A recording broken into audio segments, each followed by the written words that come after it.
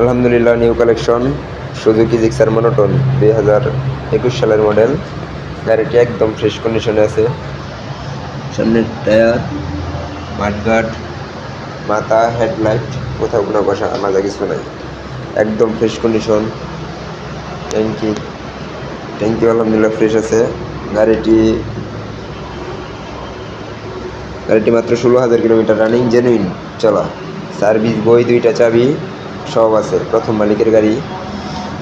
Engine 100% untouch, কেউ প্রমাণ করতে পারবেন না যে ইঞ্জিনের একটা নাট খোলা হয়েছে। ইঞ্জিন 100% আনটাচ, গাড়িতে কোথাও কোনো ঘষা মাজা নাই, একদম নতুন কন্ডিশন বললেই চলে।